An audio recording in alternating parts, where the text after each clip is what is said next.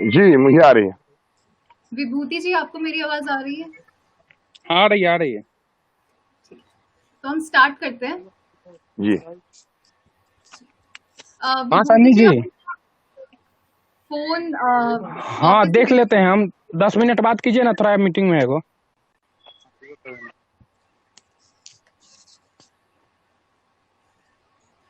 मैं शुरू करूं? जी। हाँ शुरू करिए। जी। बिहार के चुनाव में सियासी पारा अब शीर्ष पर पहुंच चुका है। हर दिन नेताओं की अलग अलग बयानबाजी सामने आ रही है। जनता को लुभाने की काम शुरू कर चुके हैं सारे नेता। नमस्कार, स्वागत है आपका पंचायत टाइम्स के शो बिहार की बात युवाओं के साथ में।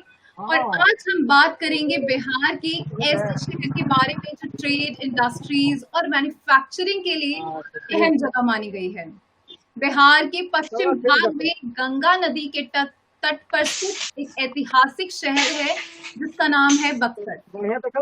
आज हमारे साथ मौजूद है राम सिंह जी, जो एक इंडिपेंडेंट कैंडिडेट हैं बक्सर सदर से, और विभूति सिंह जी, जो यूथ को रिप्रेजेंट कर रहे हैं। मैं आप दोनों का इस शो में स्वागत करती हूँ। मेरा पहला सवाल राम सिंह जी आपसे रहेगा। कहा जाता है बक्सर शहर जो है वो इंडस्ट्रीज, मैन्युफैक्चरिंग और ट्रेड के लिए मशहूर है। क्या यहाँ जी, पे जी। विकास हुआ है इन सब सेक्टर्स में? वो एक दौर था जब बक्सर में एक इंडस्ट्रियल एरिया था, पूरा औद्योगिक क्षेत्र था जहाँ पे सैकड़ों कारखाने चलते थे। लेकिन दुर्भाग्य से वो कारखाने आज कई वर्षों से बंद पड़े हैं और कोई भी हमारा स्थानीय जनप्रतिनिधि अभी तक उन जगहों पे दौरा भी नहीं किया। कारखाने शुरू कराने की तो बात दूर की है, अभी तक हमारे जितने जनप्रतिनिधि हुए हैं, चाहे किसी भी राष्ट्रीय पार्टी के हों, हमारे सांसद हो, विधायक हों, युवाओं को रोजगार दिलाने के लिए उन बंद पड़े कारखानों को शुरू कराने के लिए कोई पहल नहीं किया गया। और मैं बता दूं कि बक्सर केवल इंडस्ट्रियल के लिए ही नहीं, बल्कि बक्सर की एक धार्मिक पहचान है, ऐतिहासिक पहचान है। धार्मिक दृष्टि से मैं बता रहा हूँ, बक्सर महर्षि विश्वामित्र की तपोभूमि, भगवान राम की शिक्षा भूमि है। और ऐतिहासिक दृष्टि से बक्सर युद्ध इतिहास के पन्नों में दर्ज है। बक्सर युद्ध, चौसा युद्ध इतिहास में पढ़ाया जाता है, लेकिन दुर्भाग्य से जो युद्ध मैदान है वो आज उपेक्षा के शिकार हैं। कोई जनप्रतिनिधियों की उदासीनता के कारण आज बक्सर की स्थिति बहुत दयनीय है। जी। विभूति सिंह जी, आप युवा को रिप्रेजेंट कर रहे हैं। युवाओं की क्या समस्या है, वो सरकार से क्या चाहती है? देखिए, युवाओं की बेसिक समस्या ये है कि जब हमें बचपन में हम थे तो स्कूल में पढ़ने के लिए ढंग का स्कूल नहीं था। अभी जब हम लोग कॉलेज लाइफ में हैं तो ढंग का टीचर्स कॉलेज में नहीं है। कॉलेज में बहाली पिछले 15-20 से अभी तक नहीं हो पाई है।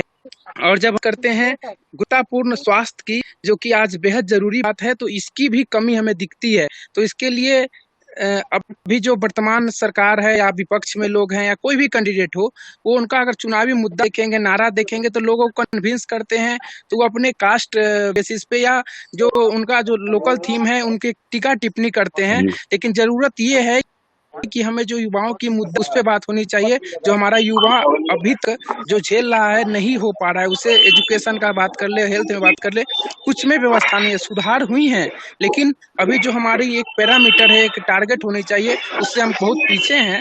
तो हमारे जो भी कैंडिडेट हैं, हम उनसे रिक्वेस्ट करेंगे कि आप उसे बेसिक जो पैरामीटर है उसे फुलफिल करने का प्रयास करें।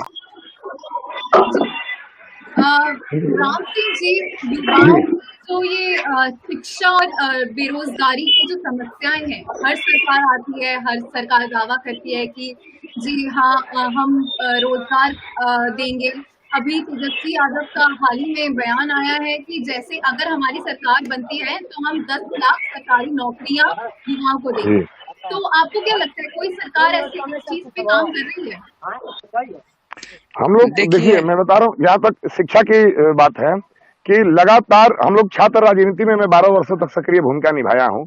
हमारी जो यूनिवर्सिटी है वीर कुंवर सिंह यूनिवर्सिटी आरा में है। और मैं बता दूं कि पटना यूनिवर्सिटी को छोड़ के बाकी सभी बिहार के सभी यूनिवर्सिटियों में छात्रों का दोहन कितना हो रहा है, आप इसे अंदाजा लगा सकते हैं।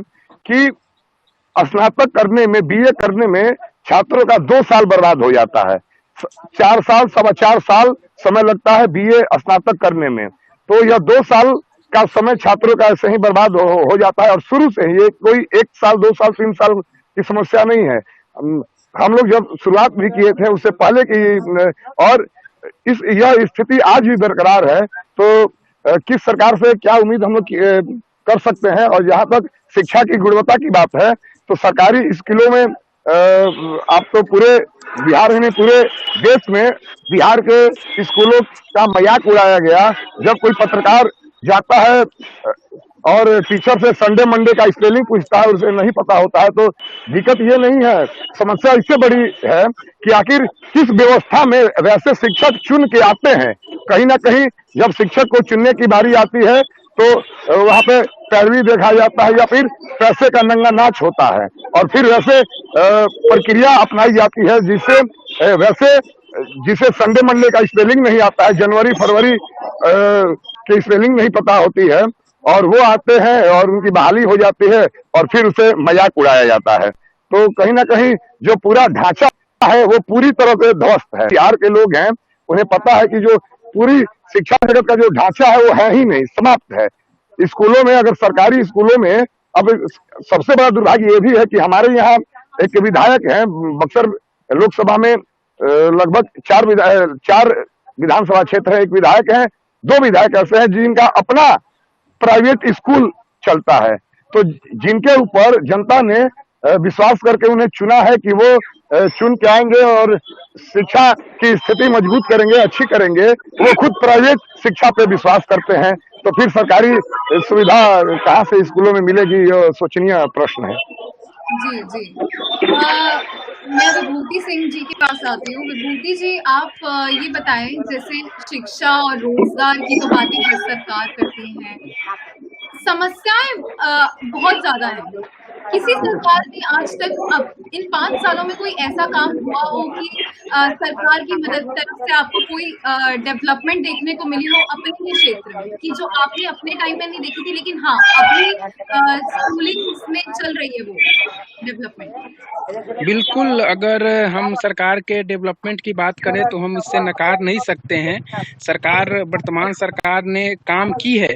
ये ज़रूर है कि जितना करना चाहिए उतना नहीं कर पाई है, लेकिन फिर भी काम हुए हैं। जैसे कि हमारे बिहार में लड़कियां हायर एजुकेशन में नहीं जाती थी, उसके लिए सरकार ने कहा, कन्या उत्थान योजना के अंतर्गत 25,000 सभी लड़कियों को ग्रेजुएशन होने पर दिया जाता है। तो लड़कियां हैं कि पीजी पोस्ट ग्रेजुएशन की पढ़ाई कर पा रही हैं। तो ये है कि एक एजुकेशन में, गर्ल्स एजुकेशन के लिए एम्पावर करने के लिए काम किया गया है।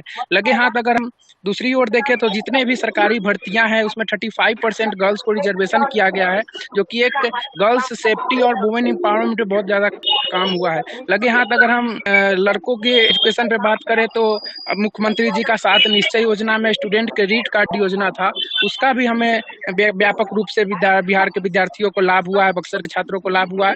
लेकिन इसे और व्यापक रूप से लागू करने का और उसका ससमय संचालन सही से हो, इस पे सरकार को जोर देना चाहिए। और विकास हुई है लेकिन हमें और ज्यादा डिमांड है, ये विकास सस्टेन करने लायक नहीं है।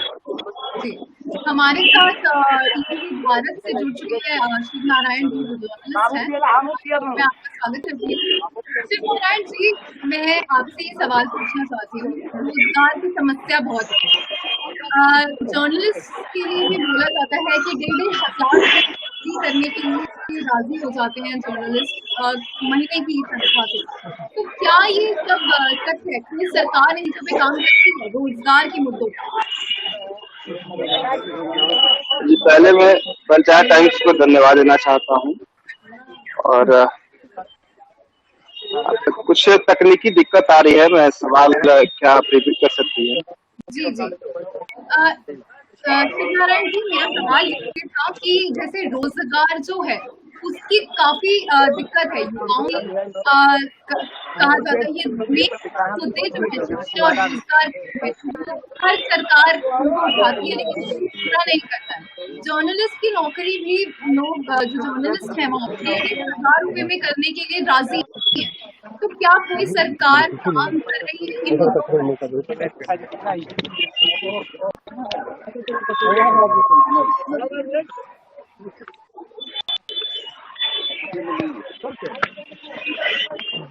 जी, मैं कुछ आवाज जो कट रही है इस कारण से मैं सुन नहीं पा रहा हूँ। जहाँ तक तो मैं आपके प्रश्न को समझा हूँ कि रोजगार से जुड़ा हुआ विषय है। देखिए, बिहार और खासकर पूरे भारत में जिस तरीके से रोजगार को लेकर के, रोजगार मूलक समाज को लेकर के रोजगार में किस तरीके से आज एक बहुत बड़ी समस्या बेरोजगारी दर बढ़ चुकी है। इसके अलावा जो जनसंख्या भी इस तरीके से हमारे देश में है कि उस स्तर पे हम लोग रोजगार मुहैया नहीं करा पा रहे हैं, तो ये देश के साथ बिहार में भी है। और बिहार के साथ तो ये है कि हमारा 58% जो आबादी है वो देश का सबसे युवा राज्य जो है बिहार है। और बिहार के जो युवा है एक बहुत बड़ा जो वर्ग है वो पलायन करता है, दूसरे जगहों पे जाता है, उन जगहों पे रोजगार के लिए अलग अलग छोटे मोटे स्तर पे कार्य करता है। तो ये बिहार के लिए तो है ही। हेलो जी जी, आपकी आवाज आ रही है।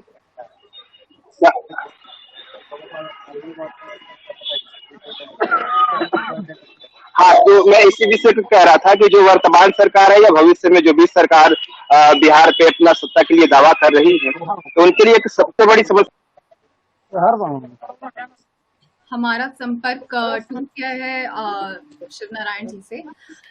मैं राम सिंह जी, मैं आपसे पूछूंगी जी। ये वुमेन सेफ्टी की बात की थी विभूति जी ने।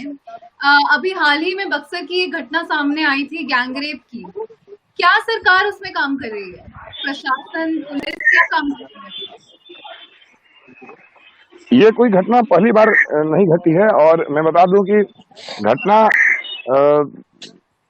जब ऐसी लगातार, हम लोग जिला मुख्यालय में रहते हैं बराबर, और ऐसी घटनाएं लगातार अभी घटित हो रही हैं।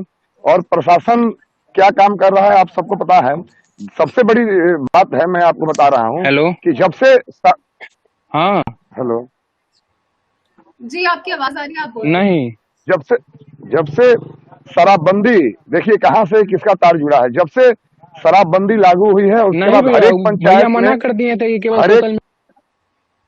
हरेक गांव में, हरेक मोहल्ले में शराब को लेके प्रशासन सक्रिय हो चुकी है। प्रशासन को लगता है कि इधर उधर दूसरे मामलों में जाएंगे तो बहुत हमको बेनिफिट नहीं होगा। और लगभग 70% प्रशासनिक जो पुलिस वाले हैं उनका केंद्र बिंदु रहता है कि शराब को पकड़ा जाए, या उससे मोटी आमदनी भी होती है। और इसलिए गैंग रेप जैसे घटनाओं पे प्रशासन को जितना ध्यान देना या जितना कड़ा एक्शन लेना होता है, वो उसमें पूर्ण रूप से, एकदम विश्वास के साथ मैं बोल रहा हूँ कि पूर्ण रूप से उसमें विफल रहती है। जी जी, शिव नारायण जी, मैं आपसे पूछना चाहूंगी, जो रूरल डेवलपमेंट है, रूरल डेवलपमेंट में सरकार ने कितना काम किया है? 5 साल गांव के विकास को कितना ध्यान दिया है?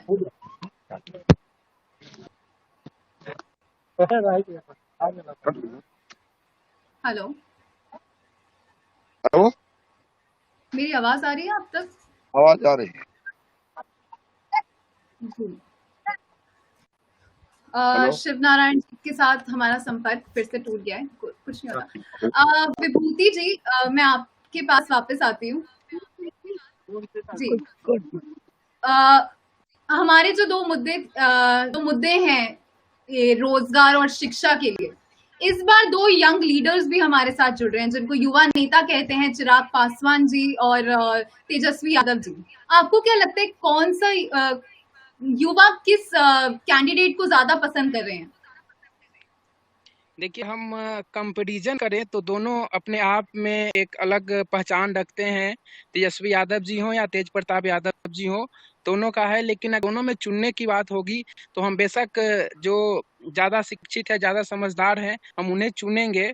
और जिन्हें ज़्यादा समझ है, अनुभव है, तो बेशक अगर इस पे मैं बात करूं तो हमने चिराग पासवान जी का हमें लगता है कि वो बेहतर हो पाएंगे, क्योंकि उन्होंने लोकसभा में हमारा प्रतिनिधित्व किया है और जिस तरह से उन्होंने जमुई का मुद्दे को लोकसभा में पहुंचाया है और जो भी मुद्दा हो, जैसे जमुई में स्वास्थ्य की सेवा बेहतर हुई है और उनका जो पावर है, जो उनके स्वर्गीय रामविलास पासवान जी के जाने के बाद उन्होंने पार्टी को किस तरह से लीड किया है, इससे बेशक हम युवा मान सकते हैं कि वो एक अपने बिहार को भी एक नया दिशा दे सकते हैं, जो बिल्कुल नई है। और उनमें थोड़ा सा ये है कि उन्होंने नए लोगों को भी विश्वास किया है। पूरे बिहार भर में 143 पे वो लड़ रहे हैं, ज्यादा सीट पर उन्होंने युवाओं को मौका दिया है। तो ये बेहतर होगा कि एक युवा सोच है और वो युवा के साथ जुड़ रहे हैं।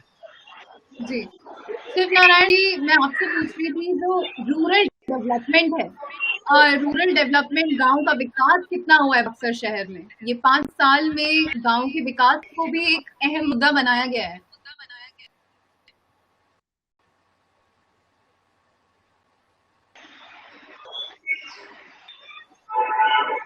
तकनीकी दिक्कत है। आप रूरल डेवलपमेंट ऐसा बोला हमें, ये गांव में पिछले 15 साल देखे या फिर उसके पहले का जो रहा है कि सड़कों का विकास हो या हर घर, अभी हाल फिलहाल में सरकार है जो 7 निश्चय कार्यक्रम के तहत हर घर तक नल जल पहुंचाने का जो अपना लक्ष्य स्थापित किया है, तो उस तरीके से 5 वर्ष या पिछले ग्रामीण क्षेत्र में बदलाव देखने को मिला है।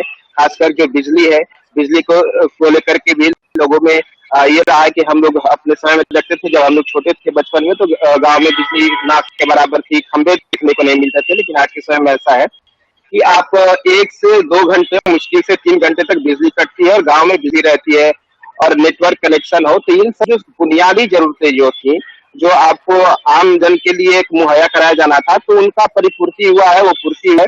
उसके आगे अब ये है कि ग्रामीण स्तर पे क्या अच्छे स्कूल खुल सकते हैं, क्या हम महाविद्यालय ला सकते हैं, क्या हम रोजगार के लिए कुछ ऐसी फैक्ट्रियां जो है, कुटीर उद्योग है, उन बढ़ावा दे सकते हैं, तो उस क्षेत्र में काम करने की आवश्यकता है। क्या कोल्ड स्टोरेज को खोल सकते हैं, जो खाद्यान्न उत्पन्न होता है वो कोल्ड स्टोरेज ना होने की वजह से बहुत जल्द जो किसान है वो बिचौलियों को दे देते हैं, दलालों को दे देते हैं, औने पौने दाम पे बेच देते हैं। तो वहां पर हम क्या कर सकते हैं, और कोल्ड स्टोरेज खोलते हैं तो वहां पे जो किसान है वो स्टोर कर सकता है, और जब उसकी जरूरत हो, जब उसका जो राशि है, उस राशि में अगर इजाफा होता है तो उस समय दे सकता है। तो ये बुनियादी जरूरतों के अलावा अब हम किस तरीके से आय को बढ़ा सकते हैं, जो किसान हो गया या फिर कुटीर उद्योग के माध्यम से जो रोजगार नहीं मिल पाता है, तो उसको हम लोग गांव में जा करके और गांव की आबादी को माइग्रेट, पलायन ना होने दे, उस पलायन को कैसे रोक सकते हैं। जो शहर की तरफ जो बड़ी अस्पताल का आपका सुविधा हुआ, तमाम सुविधाएं जो जरूरत होती है, तो गांव की तरफ हम कैसे ले जाए। और गांव में जैसे पंचायत टाइम्स का मुझे जिस नाम से लग रहा है कि त्रिस्तरीय जो पंचायत व्यवस्था है, जो गांधी का एक सपना था, जो बिहार में जेपी हो गए, लोहिया हो गया, तो सब गांव तक उनके उद्देश्य को कैसे ले जाए, ये एक बड़ा जरूरत है, एक बड़ा हमारा लक्ष्य होगा उस पर काम करने का। जी, विभूति जी, कनेक्शन की बात होती है, इंटरनेट कनेक्शन, बिहार में कैसा है इंटरनेट कनेक्शन आपके शहर में बात करें तो? इंटरनेट कनेक्शन तो बढ़िया है, जैसा कि आपसे अभी जुड़ पा रहा हूँ। 4G कनेक्शन है और एकदम बेहतर इंटरनेट है, इसमें कोई ये नहीं है, बढ़िया चल रही है, सारे कंपनीज के डाटाज हैं। अब तो BSNL भी 4G आ गई है, तो बढ़िया है। जी, तो यही इंटरनेट कनेक्शन से हम देखें तो सोशल मीडिया जो है युवाओं के बीच में एक बहुत ही इम्पोर्टेंट जो चीज है वो है। इसी से युवा जो है जुड़कर लोगों को अपने कैंडिडेट आपको क्या लगता है कि ये सोशल मीडिया जो है युवाओं को मदद करेगा उनके मतदान देने में? बिल्कुल, जैसा कि आपको मालूम होगा, हमने सोशल मीडिया से related youth online learning opportunity के माध्यम से जुड़ा हुआ हूँ।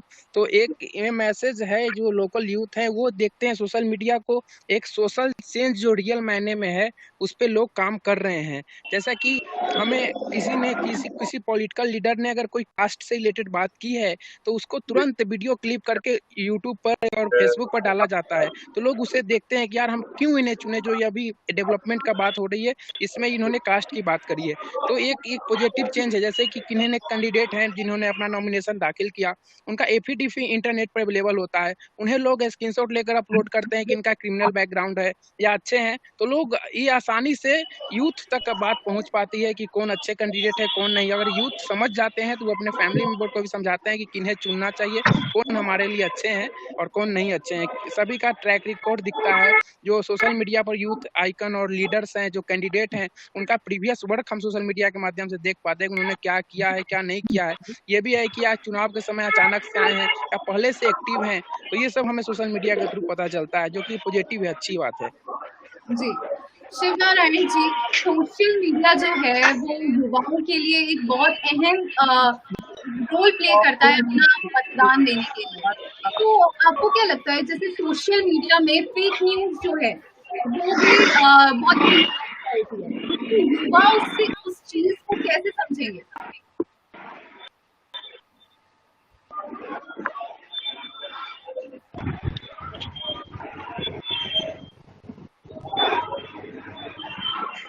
हेलो, हाँ, शिवनारायण जी, आप तक मेरी आवाज़ आ रही है? जी। जी। शिवनारायण जी, मैं यही पूछ रही थी कि आप बीच सोशल में आप जैसे नेटवर्क का बात आप कर रही थी, तो नेटवर्क का आपके पास बिहार ये है कि आप खुद समझ सकती हैं कि बिहार में सभी जगह में ये बोल सकता है कि नेटवर्क है, लेकिन जो स्पीड होता है वो तो आपको पता ही है कि पूरे पूरे विश्व में सबसे कम नेट स्पीड हमारे भारत में मिलता है। मिलता है, लेकिन जो चाहिए उन सब योजना पड़ रहा है, इस वजह से तकनीकी दिक्कत बीच शिवनारायण जी के साथ हमारा संपर्क नेटवर्क के इश्यूज की वजह से दोबारा से छूट गया है। राम सिंह जी, मैं आपसे पूछना चाहूंगी, विकास की बात सबने की, लेकिन यहाँ पे युवा जो है इस बार डेवलपमेंट को ही मुद्दा बना रहा है, विकास को ही मुद्दा बना रहा है, लेकिन जो पिछले युवा चुनाव हुए हैं और अब तक भी कास्ट जो है, जातिवाद जो है, वो एक बैरियर बन जाता है वोट देने में, कि हाँ, हमारे घर में सब ने इनको वोट किया है हमेशा, तो हम इन्हीं को वोट करेंगे। तो आपको क्या लगता है कि इस बार भी बिहार की जो राजनीति है वो कास्ट पे ही होगी या अब विकास के नाम पे होगी?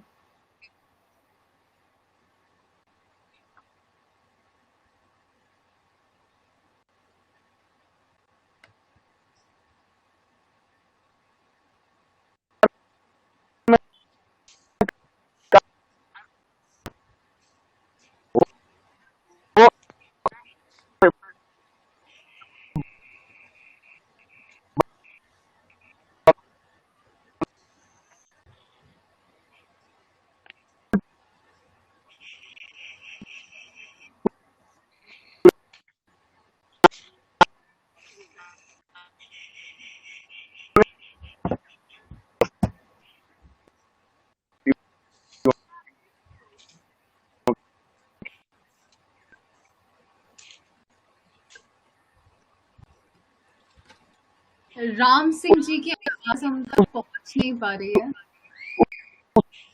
अ,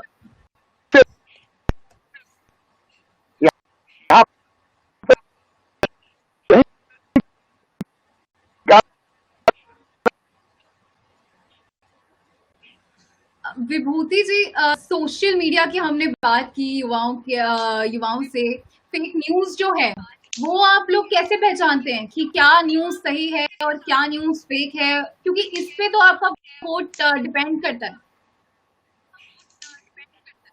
को पता करने के लिए सबसे पहले हम जैसा करते हैं, जैसे व्हाट्सएप पे कोई फॉरवर्ड आया, तो अगर हमें लगता है कि इसमें शक है तो सिंपल करते हैं उसके कीवर्ड को गूगल करते हैं। गूगल में अगर रिजल्ट हमें आती है ऑफिशियल, जैसे कि डीडी न्यूज हो गया, जी न्यूज हो गया, प्रेस इंडिया हो गया, इसका पीआईसी का भी अगर उस पर न्यूज रहती है तो ठीक है, नहीं तो ज्यादातर फेक न्यूज जैसे ही आप गूगल करते हो, फर्स्ट सेकंड ऑप्शन में फैक्ट चेक करके लल्लन टॉप ऐसे बहुत से न्यूज में तो फेक करके ऑलरेडी पहले से बता चुकी होती है, करते हैं।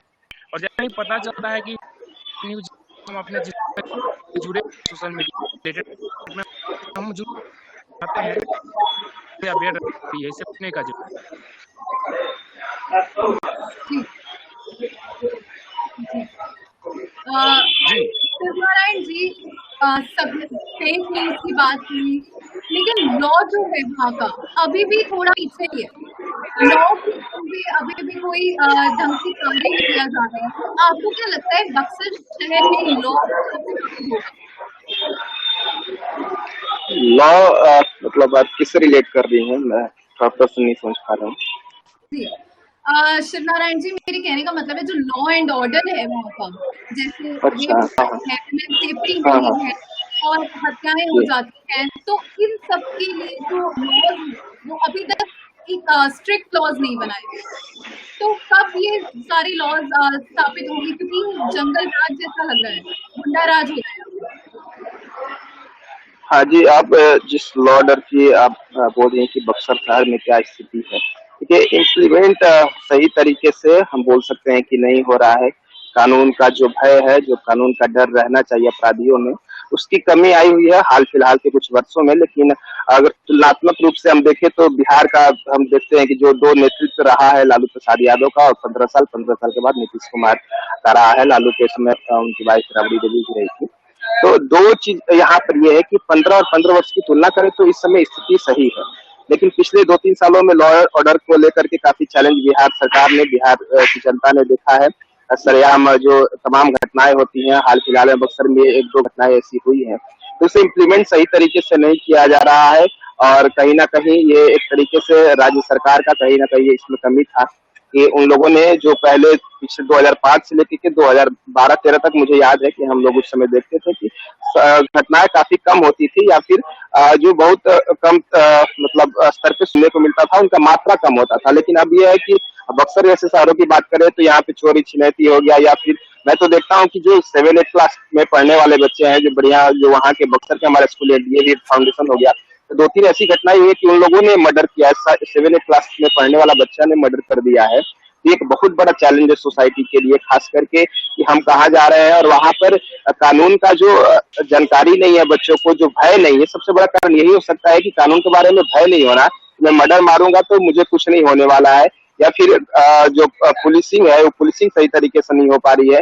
ये घटनाएं बक्सर में खास करके इन 4-5 वर्षों में काफी बढ़ा है, और ये नाबालिग जो बच्चे हैं उनमें देखने को मिल रहा है। ये भविष्य के लिए बहुत खतरनाक है, इस पे सरकार को तो फोकस करना ही पड़ेगा। जी विभूति जी, मैं आपसे पूछूंगी कि कौन सी ऐसी चीज है जिसको देख के युवा ने वोट किया? रोजगार, शिक्षा को तो देखा ही, लेकिन और भी समस्याएं जो हमारा युवा फेस कर रहा है। सुरक्षा को लेके हो गया, बिजली को लेके हो गया, पानी को लेके हो गया, बहुत सारी चीजें हैं जो कॉमन है समस्याएं। तो क्या है वो समस्याएं? आप क्या अपेक्षा करते हैं सरकार से? आप जो हमारे बिहार में तो पानी है, रोड की समस्या काफी हमारे पास समस्या है, क्योंकि करते हैं और अपने कैंडिडेट से भी चाहते हैं कि इसको डिमांड पूरी की जाए। वो है बेहतर शिक्षा, बेहतर स्वास्थ्य जो जो हमारे बेहतर रोजगार, इस पे हमारी सरकार है कि बस इसे मुद्दा बनाया जाए। बिजली, सड़क, इन्होंने नीतीश कुमार करके दिया है सरकार की, बात है पलायन, सब मुद्दे पर सरकार को फोकस करना चाहिए, और हम लोग इसी बार इसी मुद्दे को टारगेट करके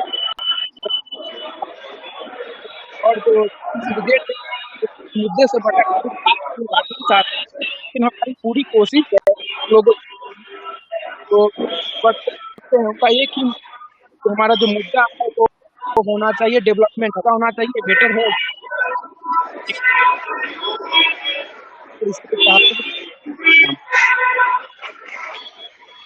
जी शिवनारायण, डीजीपी गुप्तेश्वर पांडे भी जेडीयू ज्वाइन करा था, तो लोगों की अपेक्षाएं थी कि वो इलेक्शन लड़े, और अब उनका बयान आया कि वो इलेक्शन नहीं लड़ रहे हैं। तो आपको क्या लगता है इससे कुछ फर्क पड़ेगा चुनाव? देखिए, बिहार के लिए एक बहुत बड़ी विडंबना है। मैं किसी को व्यक्तिगत तौर पे मैं अपनी बात को नहीं रख रहा हूँ, सामाजिक तौर पे बोल रहा हूँ कि बिहार में राजबल्लभ है, मंजू वर्मा है, इसके अलावा आप देखेंगे तो बहुत सारे ऐसे नाम है, अरुण यादव है, हर दल से कुछ ना कुछ ऐसे लोग हैं, अनंत सिंह है, उनको हर पार्टियां रामा सिंह के अभी जो रामा सिंह को वहां पे टिकट दिया गया उनकी वाइफ को, इस तरीके से तो हर पार्टी जिताऊ उम्मीदवार देखती है, भले उसका जो पृष्ठभूमि रहा हो, हिस्ट्री सीकर का रहा हो, कुख्यात के रूप में रहा हो, दबंग हो, बाहुबली हो, तो वो देखता है जिताऊ उम्मीदवार क्या है। उनके बनिस्पत एक तुलना के रूप में हम लोग देखें तो गुप्तेश्वर पांडे जैसे जो आपका एक व्यक्तित्व है जिन्होंने यूपीएससी क्लियर किया, वहां से बिहार के आईजी बने, डीजीपी बने, तो ऐसे लोग अगर इस राजनीति के क्षेत्र में आते हैं और हर युवा चाहता है कि जो पढ़े लिखे लोग हैं, जिन्हें जमीनी समझ हो, जो छोटी जगह से उठ के एक बड़े पद पर गए हों, तो उसने जीवन में कहीं ना कहीं संघर्ष किया था, तो अगर ऐसे लोग इस चुनाव में लड़ते, बिहार की राजनीति में आते, बिहार में किसी पद पर बैठते, तो बिल्कुल ही बिहार में कुछ सकारात्मक बदलाव देखने को मिलता। मुझे पूरा यकीन है कि ये सब चीजें, क्योंकि हमने देखा है कि बहुत सारे ऐसे राजनेता हैं जिनका पृष्ठभूमि पुलिस का या फिर प्रोफेसर रहे हैं, तो उनके आने के बाद राजनीति में जरूर बदलाव आया है। लेकिन इस चुनाव में सबको ऐसा मान के चल रहे थे कि जब उन्होंने वीआरएस लिया था गुप्तेश्वर पांडे ने, तो अब सबको लगा था कि बक्सर के रहने वाले हैं, बक्सर के वो बासिंदे हैं, स्थानीय हैं, तो बक्सर से चुनाव लड़ेंगे। और बक्सर के साथ सबसे बड़ा अकाल ये रहा है कि मैं खुद बक्सर का हूँ और इस प्लेटफॉर्म पे मैं बक्सर के लिए बात करने आया हूँ बतौर पत्रकार। तो बक्सर में ये रहा है कि जो वहाँ के आपके उम्मीदवार रहे हैं, उम्मीदवारों का आकार रहा है आज तक। आप लोकसभा को उठाकर देखिएगा तो उसके पहले रोहतास से उधर लालमोहन चौबे आते थे, अब अभी जो आपके बक्सर सांसद हैं तो वो भी भागलपुर से आए हुए हैं। तो ये इन सब चीजों को देखते हुए हमें ऐसा लगा था एक समय कि शायद बक्सर में एक बढ़िया उम्मीदवार जो राज्य स्तर पे, राष्ट्रीय स्तर पे जिसकी पहचान हो और उसकी पहचान उसके अच्छे कामों की वजह से डीजीपी रहे हैं या फिर जो भी अलग अलग पदों पर रहे हैं। तो इस चुनाव में ये नहीं हो पाया कि वो चुनाव लड़े या फिर उम्मीदवार बने, और इसके लिए कहीं ना कहीं बिहार की राजनीति में एक थोड़ा सा एक हल्का सा आप बदलाव सोच सकते थे, उसमें तो हम लोग को कहीं ना कहीं एक दुखी है कि वो सब चीजें जो हो सकती थी वो नहीं संभव हो पाया। जी जी। विभूति जी, मैं आपसे आखिरी क्वेश्चन पूछना चाहूंगी। जैसे अभी हाल ही में रामविलास पासवान जी का निधन हो गया है, तो चिराग पासवान जी जो हैं उन्होंने सारा बोझ अपने कंधे उठा लिया है, तो आपको क्या लगता है कि इस बार जो युवा हैं उनको सिंपैथी वोट भी दे सकते हैं? सिंपैथी किसी के बेशक स्वर्गीय रामविलास पासवान जी का डेथ हुआ है तो चिराग पासवान और उनके पूरे परिवार पे हमारी सिंपैथी है, लेकिन ये सिंपैथी नहीं है कि आज के का सम्मान दे दिया जाए। उनमें क्षमता है, मैनिफेस्टो है, उनके जो वादे हैं उन पे हम वोट करेंगे। उनका सिंपैथी ऐसा कुछ नहीं होने वाला है। अगर लगता है तो ये गलत है, कुछ लोग हो सकते हैं उनके डाई हार्ट फैन होंगे जो उनको कर सकते हैं, नहीं तो ऐसा नहीं है। हमने पटना में भी अपने यूनिवर्सिटी में देखा हूँ या घर पे देखा हूँ, ऐसा नहीं सिंपैथी नहीं है। लोग सिंपैथी है लेकिन वोट के प्रति रामविलास हैं तो दुख है हमें, लेकिन उनको वोट में कन्वर्ट नहीं करनी। वोट उनके मैनिफेस्टो पे, उनके मुद्दे पे, उनके जो विजन। जी जी जी। बहुत बहुत शुक्रिया आप दोनों का हमारे साथ जुड़ने के लिए इस शो में। हम कल फिर मिलेंगे एक और नए मेहमानों के साथ और बात करेंगे बिहार के चुनाव के बारे में। जी धन्यवाद, आभार पंचायत टाइम्स को। तकनीकी दिक्कतों की वजह से हम लोग सही से नहीं जुड़ पाए, फिर भी आप सभी का धन्यवाद जिस सभी दर्शकों ने देखा, और आगे बिल्कुल पंचायत टाइम्स को हम लोग बराबर। Thank you. Thank you.